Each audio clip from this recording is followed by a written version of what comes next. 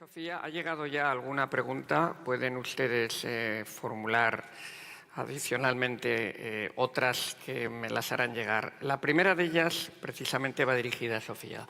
Tú has hablado, Sofía, de innovación porque vuestro producto tiene un altísimo componente innovador porque evidentemente trabajar en la prevención y lucha contra la contaminación marina tiene su complejidad de carácter tecnológico.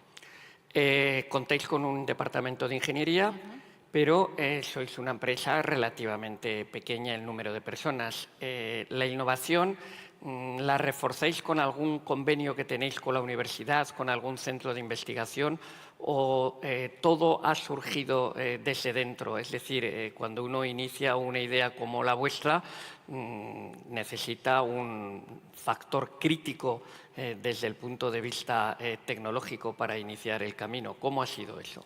A ver, el origen de Marklin es porque el presidente del grupo es un ingeniero naval.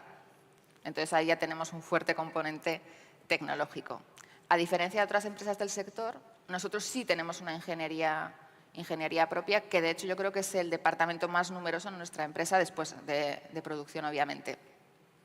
Y, por supuesto, intentamos colaborar con todos los centros tecnológicos y muchas veces la innovación, además, viene del propio cliente. En base a las necesidades o a lo que ellos nos están contando, son los que nos hacen pensar en lo que tenemos que desarrollar. Nuestro I+D realmente está muy cerca del mercado porque realmente muchas veces lo recibimos del propio cliente.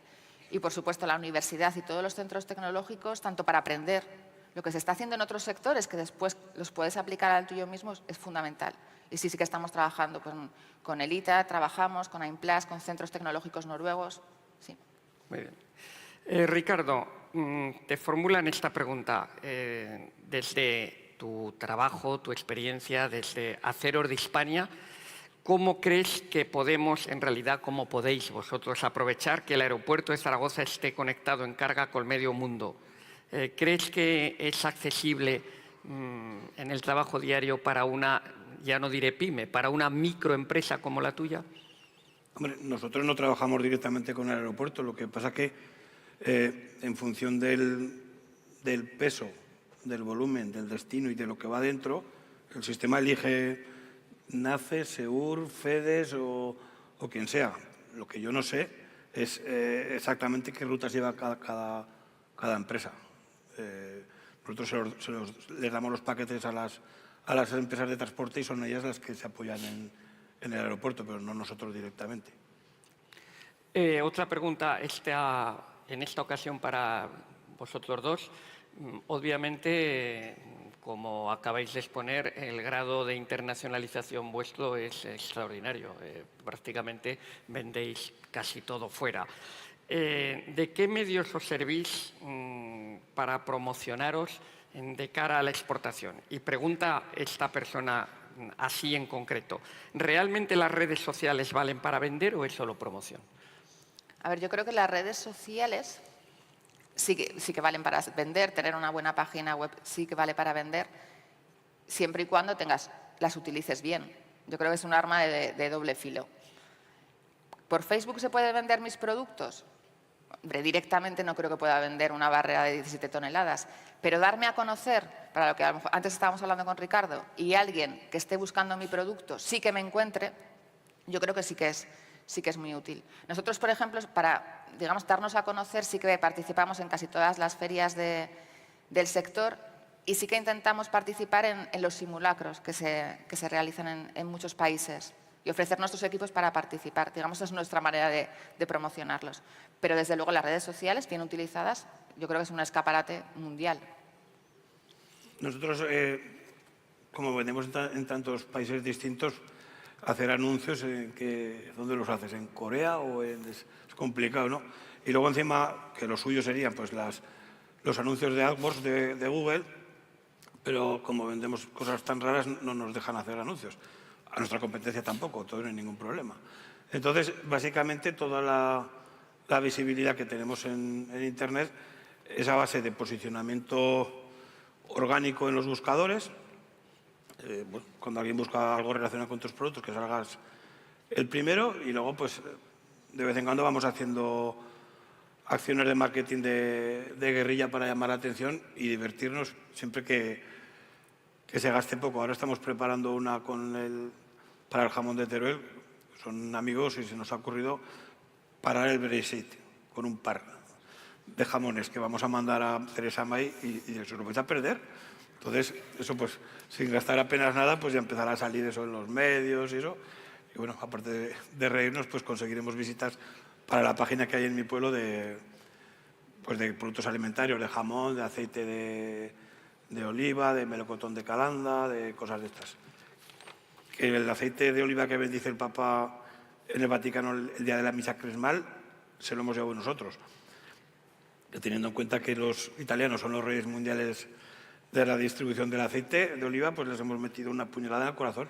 Porque a todos los que se van al cementerio los despiden con aceite de Teruel. Lo pone allí en la página web del Vaticano. Sofía, ¿tú crees, porque en vuestros casos estáis tú en la provincia de Zaragoza, tú en la provincia de Teruel, ¿contempláis desde el punto de vista de vuestra actividad económica Aragón como un activo en positivo desde el punto de vista logístico y geoestratégico? Yo creo que es un muy buen un punto a favor el estar en Zaragoza y estar en Aragón. De hecho, y es cierto, yo por mi empresa tengo colocado un plano en el que explica por qué estamos en Zaragoza y no estamos en otro sitio. Logísticamente creo que es una plaza perfecta. Y de hecho, clientes nuestros, por ejemplo, de Finlandia y fabricantes con los que trabajamos, les hemos ayudado hasta decirle, oye, ¿por qué no te vienes aquí y no tienes tus productos almacenados en Finlandia, que no tiene ningún sentido, sino logísticamente Zaragoza es perfecto? Yo creo que es una ventaja estar aquí. ¿Y vosotros? Nosotros ¿Aceros de Hispania? creo que estamos en el mejor sitio posible, porque al final estás aprovechando instalaciones que en todos los pueblos la gente tiene un local o una cochera o lo que sea, y al que está en Alaska lo que quiere es el cuchillo lo antes posible y lo más barato posible. Pronto se lo podemos enviar, pero claro, si yo estoy en Castelldefels y no tengo que pagar alquileres ni zona azul ni todos esos rollos, en realidad tengo ventaja con respecto al que está en la Castellana. Y los dos estamos a un clic de Alaska. Entonces, el de la Castellana está en desventaja con nosotros. Y en Castelldefels, a la vuelta de la esquina, hay un amigo que antes se lo comentaba que vende tintas de impresora, toner y cosas de estas para la impresión. En la cochera de su padre sacó el Hondere con la sulfatadora, el remolque y todo el rollo. Sí, pero ha facturado 600 y pico mil euros él solo. ¿Por qué? Pues porque es más competitivo, no tiene ni cartel. Yo tampoco, vaya.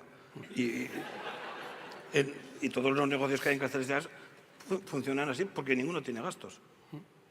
Somos más competitivos estando allí que estando en Zaragoza, por ejemplo. Y ya empezará a pagarse algo. Ricardo, porque vosotros en realidad sois 3 personas, ¿no? Y lo que hacéis es distribuís esta serie de productos sui generis que van pues desde una armadura, un sable, una espada a una navaja. La pregunta es, ¿dónde adquirís los productos? Porque la cadena de suministro, hablando en terminología logística, no es solo llegar al cliente, sino facilitar el acceso al proveedor. ¿Dónde están vuestros proveedores? Y si el suministro de las mercancías que luego tenéis que distribuir, también hacéis un análisis para reducir tiempos, etcétera. ¿Cómo resolvéis ese nudo gordiano? Pues de milagro porque es complicado. El tema es que nosotros tenemos productos que a lo mejor son pistolas fabricadas en Turquía, cuchillería china, algunas espadas chinas y luego material fabricado español. Todo lo compramos en España, solo tenemos un proveedor fuera de España, que es un indio, que le compramos escudos romanos. Y claro, lo que está fabricado aquí, en el caso de que se les haya agotado, enseguida vuelve a haber. Es cuestión de unos días pero lo que viene de fuera puede pegarse 3 meses.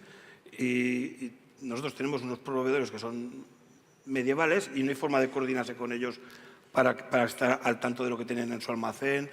Porque nosotros podríamos decir, bueno, cuando allí se les acabe, aquí que se quite la opción o que se avise o lo que sea. Pero no hay ningún tipo de coordinación y es complicado. Pero bueno, igual es de complicado para la competencia, así que no hay que quejarse y solucionar. Bien. Bueno, pues para concluir, una misma pregunta a cada uno de los dos. ¿Qué futuro prevés en los próximos 5 o 10 años para Marklin? ¿Va a crecer? ¿Veis incluso que podéis estableceros en algún otro lugar? Porque el mercado es cada vez más competitivo y difícil. Pues Y nosotros... San Mateo de Gállego, que es donde estáis, pues está donde está. Luego, ¿cómo ves ese futuro, ese horizonte temporal? Pues somos optimistas porque nosotros hemos tenido la crisis bastante después, de hecho todavía estamos coleando la crisis, porque nuestra crisis ha sido la crisis del petróleo. Y durante todos estos años en los que hemos visto que todos los proyectos que iban a venir se paralizaban porque todas las petroleras habían decidido que ya no iban a fabricar más barcos, porque ¿para qué? Porque no podían hacer nuevas perforaciones. Hemos aprovechado todo este tiempo para darnos cuenta que a lo mejor llevamos 23 años y que está muy bien, pero que a lo mejor tenemos que reinventarnos y utilizar todo este expertise que hemos ganado durante todo este tiempo para desarrollar nuevas líneas de negocio, no muy diferentes de lo que estamos haciendo, pero sí orientadas hacia otros sitios. Y en eso nos puedo contar más, pero en eso es lo que estamos trabajando ahora. Creo que sí que seguiremos en San Mateo, creo que incluso podremos crecer y ampliar nuestras instalaciones, pero sí que tenemos pensado diversificar de una manera complementaria a lo que estamos haciendo. Muy bien. ¿Y en vuestro caso, Ricardo? Pues nosotros también vamos a diversificar, principalmente porque antes aquella cifra que ha dado de los 16.000 visitas es un poco vieja, ahora son menos. ¿Vale? Y es porque desde hace 2 meses o 2 meses y medio, las visitas de producto, que son los que ya llevan la visa en la mano, Amazon ha superado a Google. Quiere decir, puedes estar el primero en Google, nosotros estamos con muchas cosas, pero todo el mundo no pasa por Google cuando necesita comprar ese producto. Entonces, hay que fijarse dónde están los usuarios, los que quieren comprar, y hay que estar allí, aunque no te guste, porque en Amazon te cobra un 15%. Pero luego, desde hace también poco tiempo, la mayor plataforma de venta del mundo no es Amazon, es Alibaba, que es de empresas para empresas. Antes solo estaban los chinos para vender al resto, pero ahora ya dejan vender al resto. Entonces, no se sabe exactamente cuánto dinero mueve, porque eso es para contactar empresas con empresas, pero luego no llegan a saber si han pasado por caja o no, pero hay que estar allí. Hay que estar allí, sobre todo, si tienes una cosa que es un poco específica, porque va a haber muchas empresas que busquen tus productos allí y si no estás, aunque sean muy baratos y los mejores, no vas a poder. Entonces hay que ir a donde está la gente. Muy bien, pues Sofía, Andrés, Ricardo Lot, muchas gracias. Enhorabuena por vuestro ímpetu, vuestra actividad y vuestro afán. Y solo me queda desearos a ambos lo mejor, a Marklin y a Aceros de Hispania en el futuro.